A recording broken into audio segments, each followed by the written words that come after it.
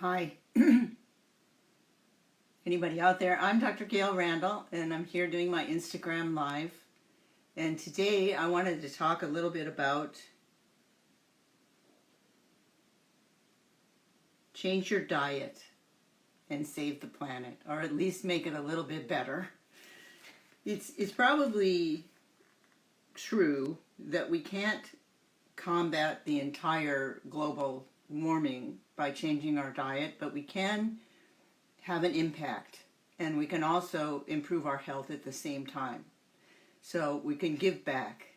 So it's a good way. You guys probably, some of you wonder, why do I take my Friday nights to do this show and talk to you? Well, the truth of the matter is I really do care about this planet. I love this planet, and I love the people on it, and I love you guys. And the more that I can learn and know, and the more I can teach you, the better off we're all going to be. So that's why. So you're my date tonight.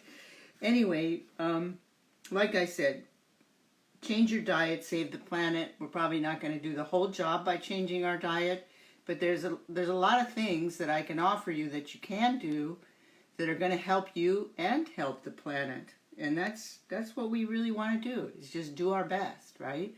So the best diet for the planet is probably also the most ideal diet for your health, as it turns out studies show. My byline has always been, what's good for the planet is good for you, and it goes both ways. What's good for you is good for the planet. So let's get into it. Let's dive in. So I think that a diet low in hot foods, or what we're referring to as global warming foods, like meat and dairy, and high in planet-friendly foods, like legumes and nuts and seeds and olives and avocados and whole grains and olive oil, can lead to healthy trends in your diet and in your body. Can lower blood pressure, studies have shown this, and can lower blood sugar. And that ends up causing less cardiovascular disease and less diabetes. And those are some of the biggest concerns in our country. I wanted to, and the world actually, I wanted to give credit, I forgot to do this at the beginning, to the United Nations Intergovernmental Panel of Climate Change, which put out a report of over 100 scientists. So I'm relying on a lot of their information, which is, amazingly reliable, and also to a guy named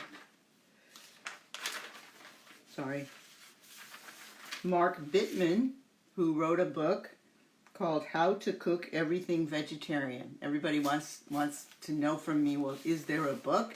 Well, there's a book, and he can tell you a lot of stuff. I'm going to try to tell you as much as I can tonight. And I put lots and lots of posts on my Instagram about vegetarian recipes, and I also do posts about being vegetarian. So lots of places to get information. So according to this report with the United Nations and over 100 scientists around the world, they said the consequence of climate is really going to negatively impact our food growing ability. Something I hadn't really thought about, that our food production is being negatively affected by global warming. Of course it has, but it just wasn't something that occurred to me straight out. It does so by decreasing our yields, and if you think about it, if we don't change our habits and stop the climate change by raising the temperatures, if we can equalize it out, we'll probably be okay. But if we can't, we're going to have increased flooding and decreased growing season. So if you have a decreased growing season, you have decreased yields, and also you have a decrease in the richness of the food, decreased minerals and vitamins in the food. And that was already a problem that started with the industrial revolution, when we started tilling the soil and using Monsanto, we have less minerals, less vitamins in our food, and now it's going to get worse with the global warming.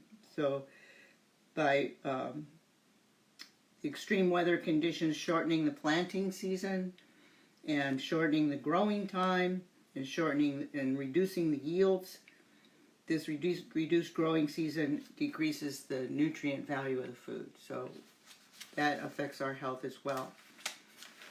I'm always looking at people's nutrients in my office. I'm measuring them, and I'm finding that, that they are decreased because our food has less. So that's why we end up having to take supplements. A lot of people say, you don't need vitamins. Well, the vitamins are the cofactors that drive your metabolic reaction. We still have the metabolic reaction that was born out of the primordial soup with the first cells that popped out and created life, and we're doing the same thing in our cells. And what drives those reactions to take fats, carbohydrates, proteins, and turns them into energy? Vitamins and minerals. So if we don't have those vitamins and minerals, we're doing an ineffective job of making energy and detoxifying, because it grossly affects the mitochondria, which do exactly that, make energy and detoxify. So that's what we need our food for, and that's what we need the vitamins and minerals for. So let's talk a little bit about some planet-friendly eating habits that can improve our health and help the planet at the same time. Let's talk about protein. A lot of people still think that you got to eat meat to make meat or muscle. And in fact, that's not true. It's just simply not true. It's been studied and shown not to be true. It's really about the amino acids that you ingest. So if you eat high protein plants, it does just as well for you as eating meat.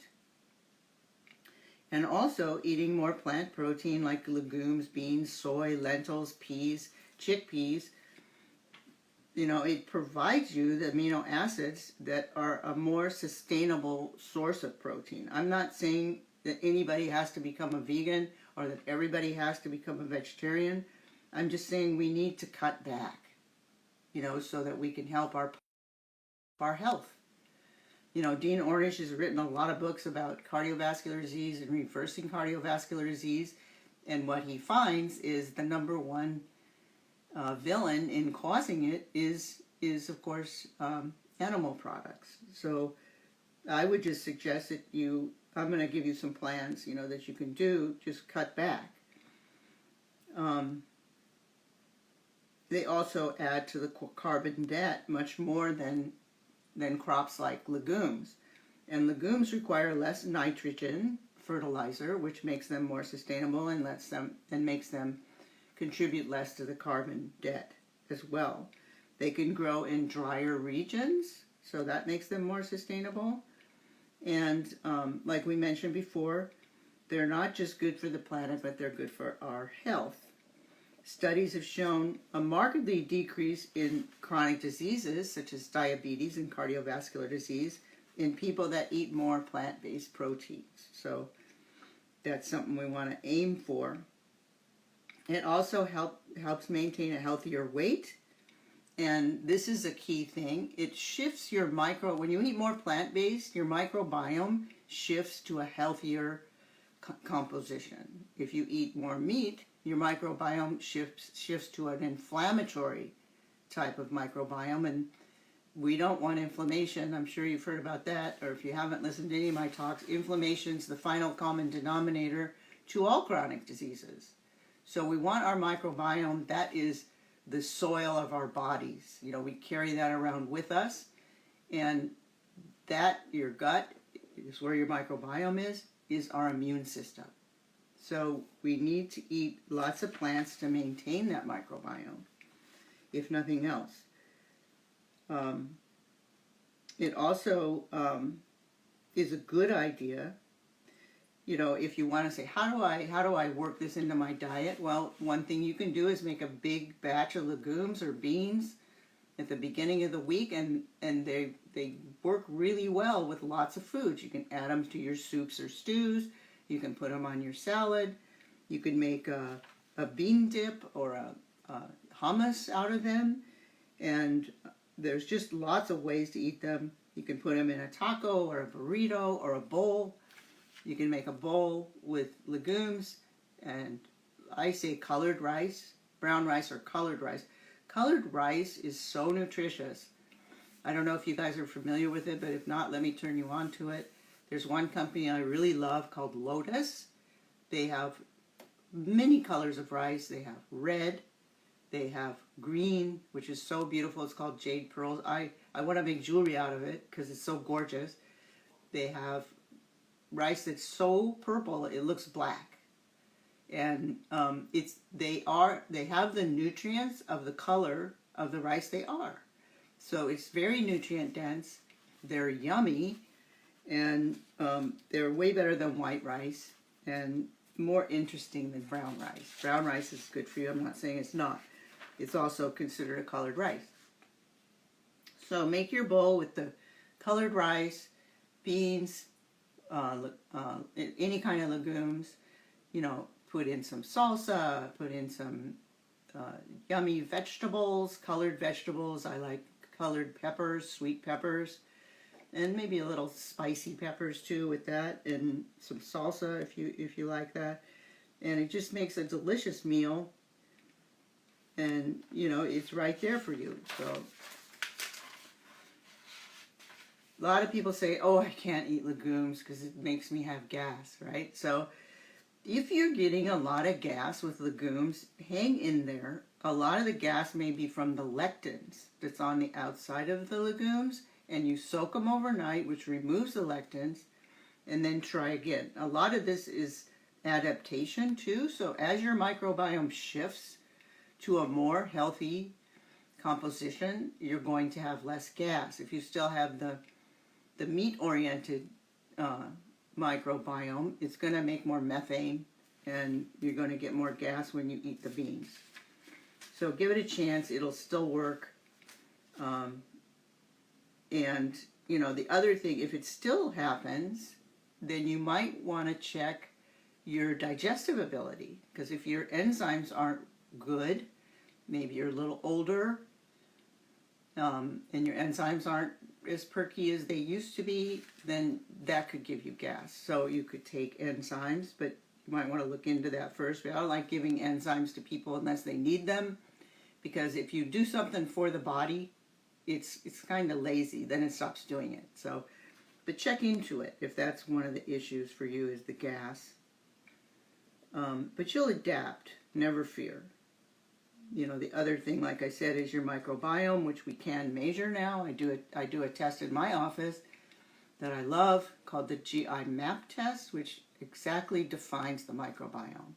And we've helped thousands of people with that test.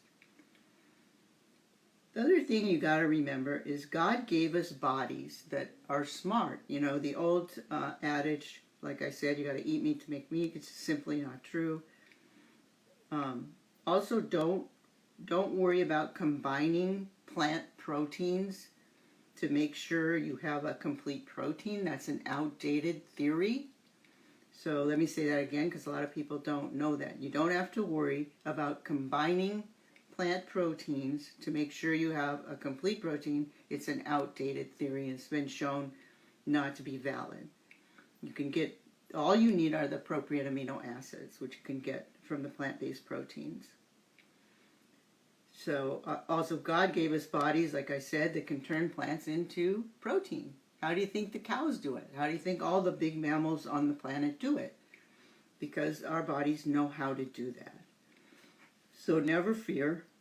So I would recommend, one of the things we can do to reduce global warming is to eat less meat. It was reported in the EAT Lancet Commission on Food, that on Planet and Health, that they suggest cutting down on meat is better for the planet and our health. No one's saying, like I said, you have to be a vegan or a vegetarian, although that's a healthy way to go if you want to. But just cutting back can make dramatic improvements in the health of the planet and us. So that's what we're looking for. Beef and lamb are particularly associated with high carbon emissions. So maybe start there. and then stick with your fish and your chicken. Talks, and I've told you in depth about regenerative farming. I'll touch on it again. They do raise beef and lamb, but in a way that is good for the planet. They grow them on grass, as the buffalo roam, you might say. They grow them on 1 hectare of land, but then they mimic the predator-prey relationship, and they move them every so often before the grass gets more than halfway down. And what that does is, number 1, make the grass more robust. Number 2, fill those animals with intense phytochemicals that are actually good for you. So they're not eating the grains. They're not eating the grains that we have to grow, till the land, add to the carbon debt, and then give them to the cows and the sheep and whatever that we torture and then eat. Quite the contrary. These cows are super happy. They're grazing about in their meadow, and they just have to move from place to place, just like they did in the beginning. When the buffalo came through every year, the predators would be following, and of course they'd eat here, then they'd eat over there, and then they'd eat in different places. And so the grasses were maintained, and their excrement would fertilize the grasses, and they never ate them all the way down. So they'd come back more robust the next year for when they came through again. And that's what the biomimicry of regenerative farming is. They don't use any chemicals or hormones or things like that. So check it out. I like the Blue Nest Beef Boys. I did a podcast on them, Soul Stories podcast. They're really cool. They've also reestablished the plains birds. That's why it's called Blue Nest, but there's also Kiss the Ground, Primal Pastures. You can Google it and find one in your area. It's a great way to grow livestock, and it ends up being good for the planet. It takes carbon down in those grasses. Grasses fix the nitrogen and bring the carbon back into the land. So, in fact, when people will argue with me sometimes, they will say, we need the proteins and nutrients in meat. And, there's no question that we need those, but we don't need to get them necessarily from those foods. We can get them from the other foods that I've mentioned. However, if you want to eat those kind of foods, regeneratively raised meat or pasture grass-fed, not grass-finished, but grass-fed would be the way to go. As a planet and as a collective, we're better off getting our proteins from plant-based sources. So, as a suggestion, instead of eating animal protein at each meal, you may start by eating 1 plant-based meal a day. Just work 1 plant-based meal a day, work that into your schedule or your diet plan, and see how that goes. See how you feel.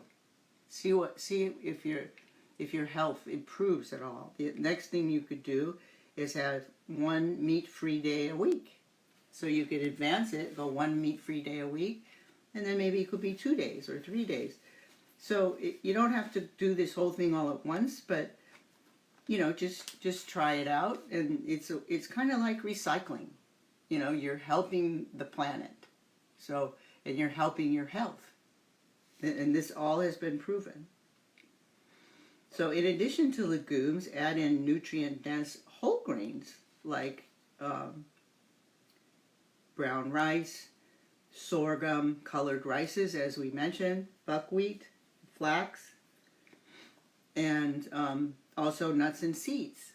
So that's another good way to add in your proteins and get the nutrients that we need. There's lots of options. I like to add the legumes to my stews and soups. I make tons of ethnic food, and you really wouldn't miss the meat because I put in the legumes, the lentils. It depends on what it calls for. And I use very high protein, nutrient dense mushrooms like portobello mushrooms and cremini mushrooms. So I'll cook chili beans, and put in beans and celery. I'll cook Thai food, and I use nutrient dense mushrooms like I said, the portobellos and the creminis, to make tacos and fajitas with black beans or pinto beans. And then, there's the old plant protein burger.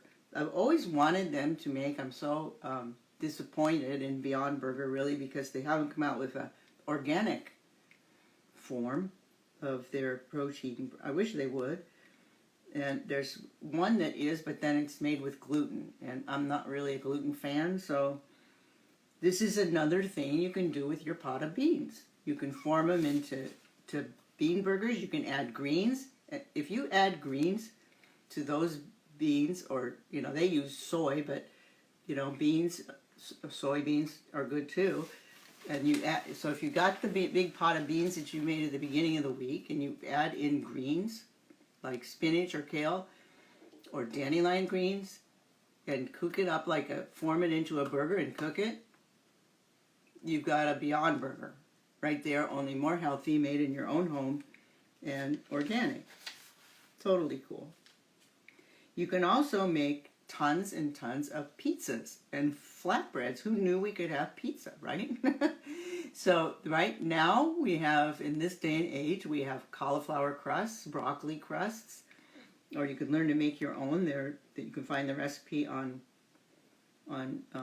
Google. I think I'll put that on my Instagram, how to make that. And I'm gonna make it. I have made it, and I'm gonna put up how to make it in the future. So watch for that. So then you take those breads, and they taste just like bread. It's unbelievable how good they are. Top it with your choice of tomato basil sauce, or you could use a pesto, and then vegetables. I love to use the vegan cheeses. Read your vegan cheeses, though, because a lot of them are made with gluten. I like the ones that are made out of nuts. And my favorite brand is Miyoko. You can put olives and onions and garlic, asparagus, any number of vegetables on those flatbreads or cheese or pizzas. And then there's always oatmeal. Oatmeal is a wonderful source of protein and fiber, and add in nut butter, more protein, and cinnamon, or there's also seed butter. So they make butters out of pumpkin seeds and sunflower seeds. Those are really good. Add a little cinnamon and berries. You got yourself a treat, and a very nutrient-dense breakfast or treat. Dessert, maybe. So that's kind of the story about protein. There's something else we need to talk about, and that's dairy. It's also a very high contributor to the global warming and the carbon debt. So I suggest trying to consume less milk, but it doesn't mean you have to give up milk. Less milk, cheese, and butter, but we have these wonderful alternatives now, and there are so many kinds of milk. It's almost mind-boggling. And milk is full of saturated fats. Of course, you can get low fat, but the thing about milk that is really inflammatory is not so much the fats, because you can buy low fat or even skim. It's the white cells.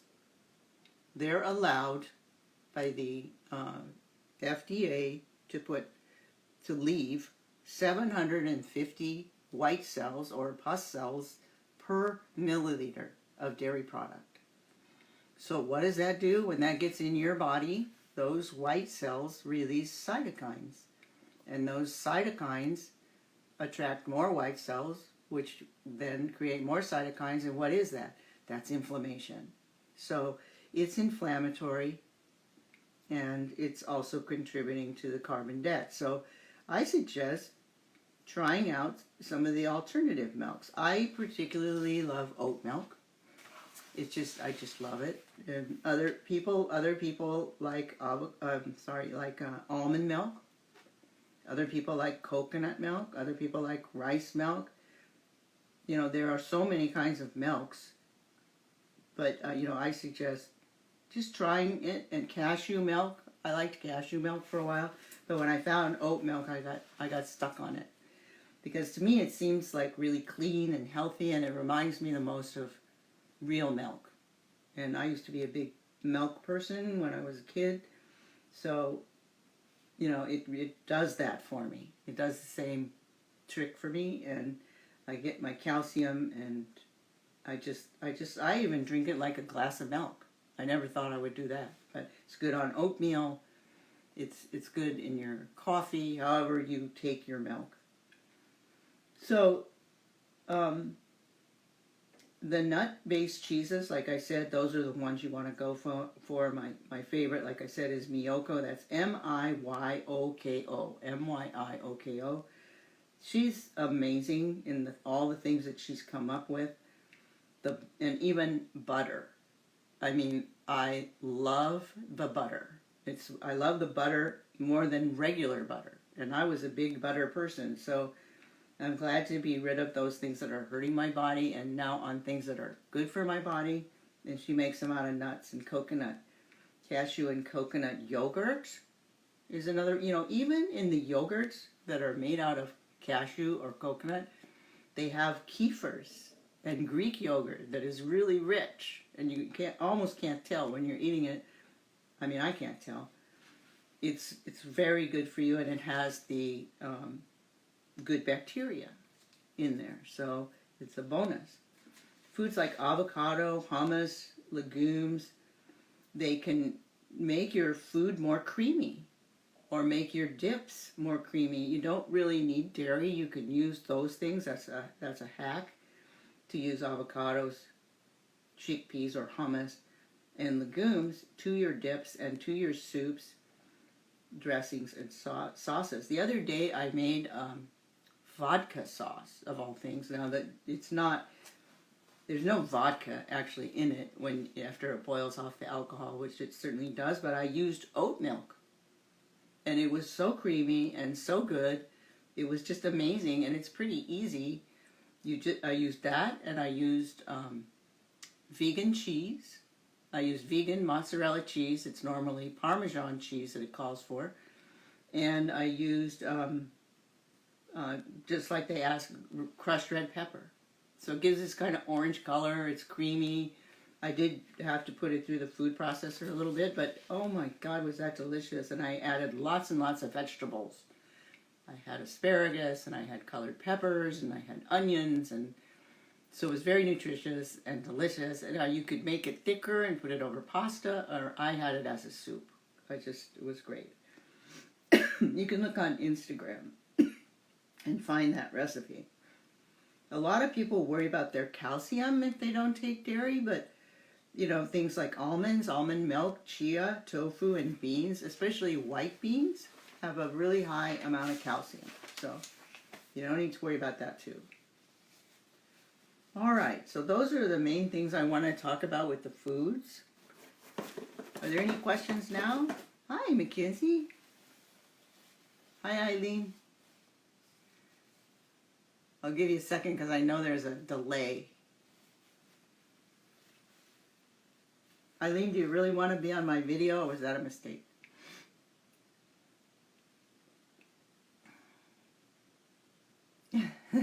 Okay, so I want to talk a little bit about food waste because it's one of the biggest problems that we have. Here we are in a country with people, and I've talked about this before, that are basically dying of starvation in a nutrient sense, not because they don't have food, but because they make the poor choices.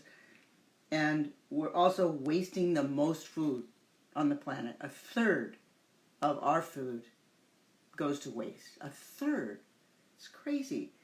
So let's talk a little bit what we can do about that. Food waste in America has skyrocketed in the last several years up to 103 metric tons.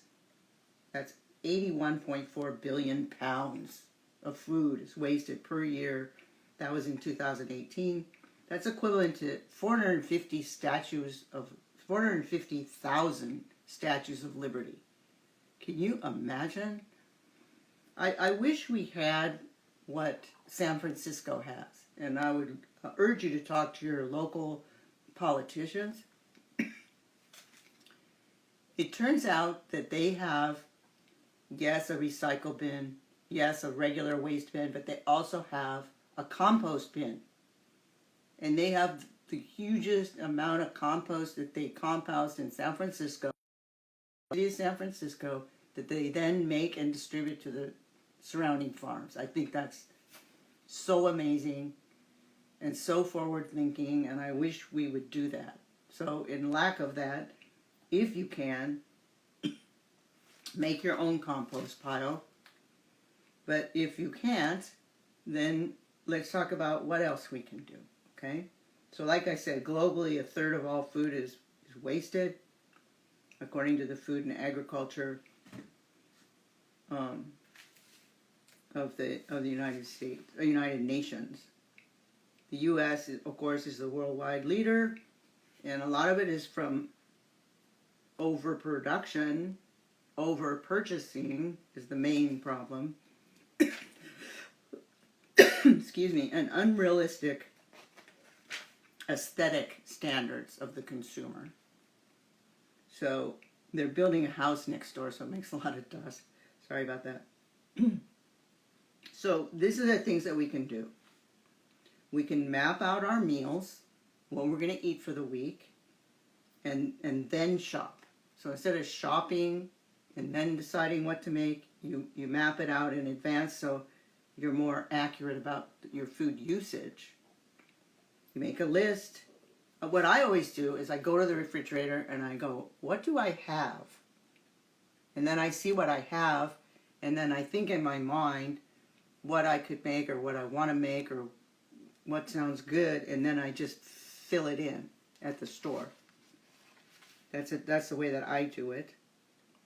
Remember to store your breads in the refrigerator because they will mold. Especially the organic Air One gluten-free bread that I get, because there's no preservatives in it. So, and also if you buy meat and chicken and poultry or whatever, if you're not going to eat it right away, within a day or two, put it in the freezer, because it does keep, and it thaws out and it's good afterwards.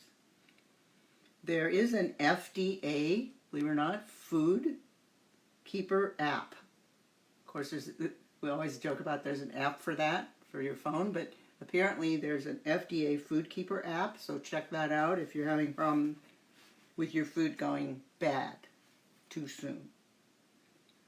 The other thing that I want to talk about, so those are the hacks for trying not to waste food.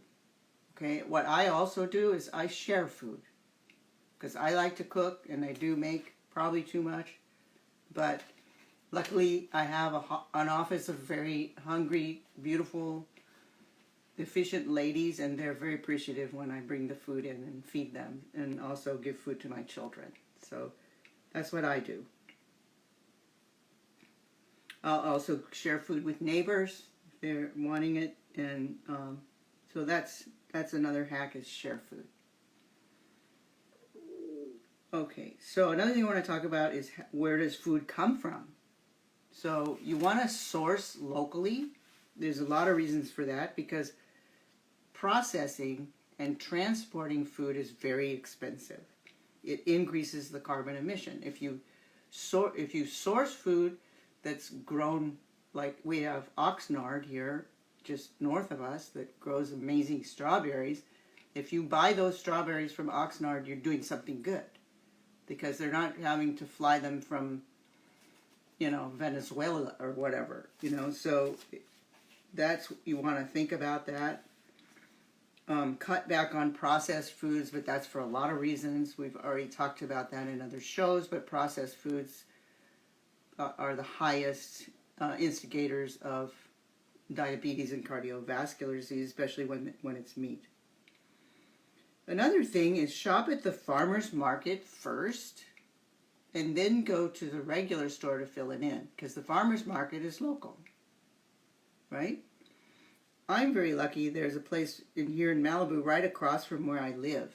So I go there first, see what they have of the things that I want, and then I go to the other stores and shop. Also, try to cook seasonally. In other words, the things that are in season are usually better for you. There's whole studies and thinking about that, is eating seasonally. And usually the seasonal foods are more local. Also try a CSA. If you don't know what it is, it's a community supported agriculture. That's like the one across the street from me here. So that it's kind of like a farmer's market, but I think a lot of them you belong to. And that's a good way to get your food. So in conclusion, it is true that climate change is going to require more than just changing our diet. But it's also true that some of these changes can improve your health vastly, while at the same time having an incredible positive influence on the planet. So I urge you to try some of these things. I urge you to try to eat more plants and eat less meat and dairy, and try to do some stuff to not waste your food and get it to last longer. Plan out in advance, and have a great weekend. Okay? Feel free to Instagram me any questions you have, or if you have questions now, please ask them. Ask the Soul Doctor anything.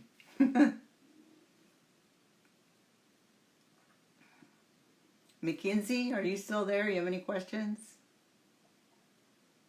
How about you, Eileen? Okay, guys. I love you. Thanks for tuning in. And we'll talk soon.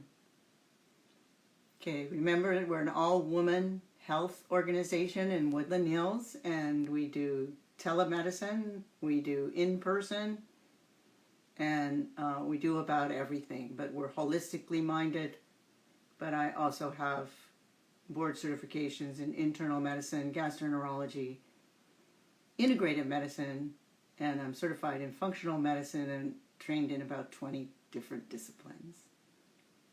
Okay, I love you guys. Bye-bye. Watch for recipes on my Instagram.